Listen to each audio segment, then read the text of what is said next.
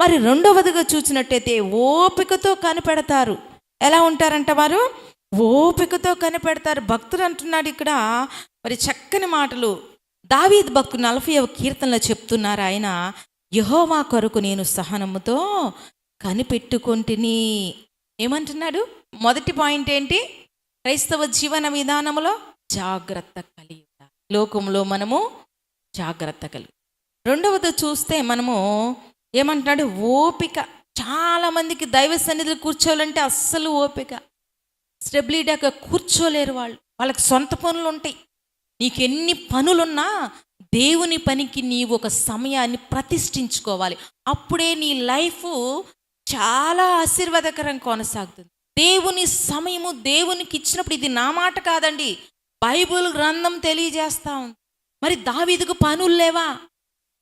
ఏం లేవమ్మా. దేవుడు దావీదుకి గొప్ప భారాన్ని పెట్టాడు, ఒక రాజ్యాన్ని అప్పగించాడు.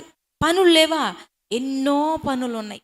అయినా దావీదు అంటున్న మాటను గమనిస్తే, నేను యెహోవా కొరకు సహనముతో నీవు కనిపెట్టుకోవాలి. ఆధ్యాత్మిక జీవితంలో నువ్వు చేయవలసిన పని ఏంటంటే వెయిట్ అండ్ సీ. కనిపెట్టాలి. దేని కొరకు కనిపెట్టుకోవాలి అంటే ప్రభు ప్రత్యక్షత కొరకు కనిపెట్టుకో. అప్పుడు నీకు దేవుని యొక్క ప్రత్యక్షత కలుగుతుంది. నీ నిజ జీవితంలో, నీ దైనందిన జీవితంలో నీకు ఏమి కావాలో అన్నిటినీ దేవుడు సమకూరుస్తాడు. అయితే నువ్వు చేయవలసింది ఒకటే, సహనము కావాలి, ఓపిక కావాలి. దావీదు రాజ్య అధికారమును కొంతసేపు పక్కన పెట్టేసి దేవుని మందిరములో ఆయన ప్రసన్నత చూచుటకు, ఆయన ఆలయంలో ధ్యానించుటకు నేనెంతో కోరుచున్నానంట. అంతకంటే గొప్పవారమా మనం ఎన్నో చెప్తా ఉంటాం మనకున్న పనులు భారాలను బట్టి. నేను కాదనట్లేదు, మీకు ఉన్నాయి భారాలు, మనందరికీ భారాలు ఉన్నాయి. దావీదుకు లేవా? లక్షల మంది ఇశ్రాయేలీలుగా రాజుగా ప్రతిదీ ఆయన పరిశీలించాలి రాజ్యంలో. అయినా నా దేవుని కొరకు నేను సహనముతో కొంతసేపు కళ్ళు మూసుకొని నువ్వు ధ్యానించలేకపోతున్నావు. ఈరోజు క్రైస్తవులు చూస్తే ప్రార్థనలో కళ్ళు తెరిచి చూడడము, మరి ఎంతవరకు సహనము? చాలామంది అంటారు, యేసయ్య ఎక్కడన్నా కళ్ళు మూసుకున్నాడా అని అంటారు. చాలామంది వితండవాదం చేస్తూ ఉంటారు. ప్రభువు ఇక్కడ మాట్లాడుచున్నాడు, మరి సహనముతో కనిపెట్టుకోవాలి. అయితే వచ్చిన జవాబు దావీదు గారు తెలియజేస్తున్నాడు, ఆయన నాకు చెవియొగ్గి నా మొర ఆలకించెను. ఓపిక నీవు కలిగి ఉంటే దేవుడు నీకు చెవియొగ్గుతాడు. నువ్వు ఏదైనా ఒక కార్యాన్ని తలపెడుతున్నావా, దాన్ని నిరీక్షించు, విశ్వాసంతో దాన్ని ఎదురు చూడు, ఓపిక కలిగిండు, దాన్ని పొందుకుంటావు నువ్వు ఖచ్చితంగా. హల్లెలూయా. నిజంగా దేవుడు, మన దేవుడు మనకు సహాయం చేసే దేవుడు ఆయన. కనుక నీవు కలిగి ఉండవలసింది. దావీదు భక్తుడు అంటున్నాడు, ఆయన నాకు చెవియొగ్గెను. ఆయన నాకు చెవియొగ్గటమే కాదు, నా మొర ఆలకించెను. దేవుడు నీ ప్రార్థన విన్నాడని నీకు అర్థమవుతుంది. దావీదు వెంటనే చెప్తున్నాడు, నా మొర ఆలకించాడు అంటే ఆలకించడము కూడా ఆయన గ్రహించాడు. ఎంత భక్తిపరుడండి దావీదు గారు. ఇంకా ఏమంటున్నాడు, నాశనకరమైన గుంటలో నుండి, చికటగల దొంగ ఊబిలో నుండి ఆయన నన్ను పైకెత్తెను.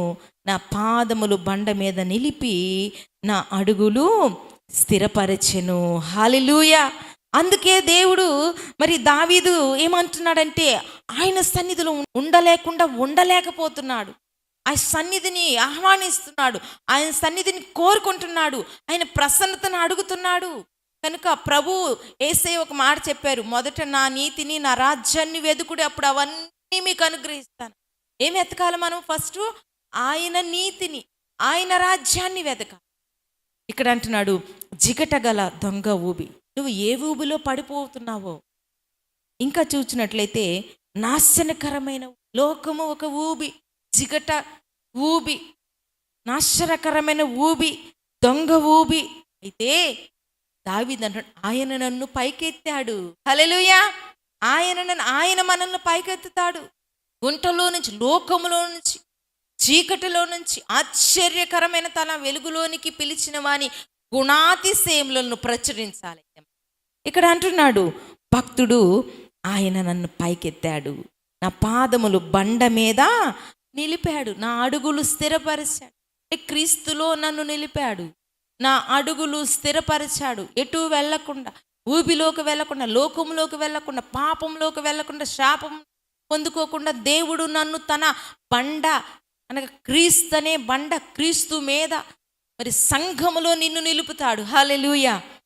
అందుకే దావీదు అంటున్నాడు కృతజ్ఞతగా, తనకు స్తోత్ర రూపమగు క్రొత్త గీతమును మన దేవుడు నా నోట నుంచెను. అనేకులు దాన్ని చూచి భయభక్తులు కలిగి యెహోవా యందు నమ్మిక ఉంచెదరు. నిజముగా క్రైస్తవ జీవిత విధానం, జాగ్రత్తగా వినండి ఈ మాటలు. ప్రభు అంటూ నిన్ను లోకముల నుంచి ప్రత్యేకించుకుని నిన్ను చూసి అనేకులు మార్పు చెందాలని ప్రభు కోరుకుంటున్నాడు. ఇక్కడ దావీదు సాక్ష్యం చెప్తున్నాడు. ఏమనంటే, తనకు స్తోత్ర రూపమగు క్రొత్త గీతమును నేను నా దేవుడు నా నోట నుంచాడు. నువ్వు మార్పు చెందినట్లయితే, నువ్వు లోకం నుంచి వేరైనట్లయితే నీ జీవన విధానం ఎలా ఉండాలో తెలుసా? దేవునికి ఆరాధించే వ్యక్తిగా ఉంటావు, దేవుని సన్నిధిలో స్తుతించే వ్యక్తిగా ఉంటావు, ప్రార్థించే వ్యక్తిగా ఉంటావు, ప్రభు సన్నిధిలో ఎప్పుడు కనిపిస్తావు.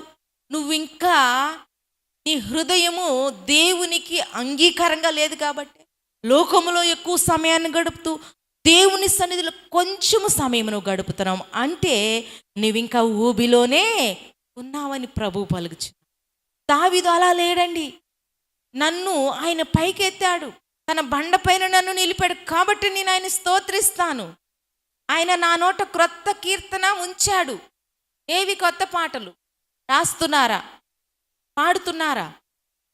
నిజంగా మార్పు చెందిన హృదయము ఎలా ఉంటుందో తెలుసా? క్రొత్త కీర్తనలతో నింపబడి ఉంటుంది. ఈరోజు మారేము అంటున్నారు, కానీ చాలామంది దొంగ ఊబిలోనే, నాశనకరమైన ఊబిలోనే లోకముతో స్నేహం చేస్తున్నారు. దావీదు ఒకసారి తప్పు చేసి మార్పు చెంది ప్రవక్త చేత హెచ్చరించబడినప్పుడు తన హృదయంను దేవునికి అంకితం చేశాడు. దేవునిలో లీనమైపోతున్నాడు, దేవుని మార్గాలను అనుసరిస్తున్నాడు. అందుకని దేవుడైన యెహోవా దావీదుని అంచెలంచెలుగా హెచ్చిస్తున్నాడు, గణపరుస్తున్నాడు, దీవిస్తున్నాడు, ఒక రాజుగా చేశాడు. ఈరోజు ఊరకనే ఘనత వస్తుందా? ఊరకనే ఆశీర్వాదం వస్తుందా? కుటుంబాలు దీవించబడతాయా? లేదండి. ప్రభు మాట్లాడుచున్నాడు.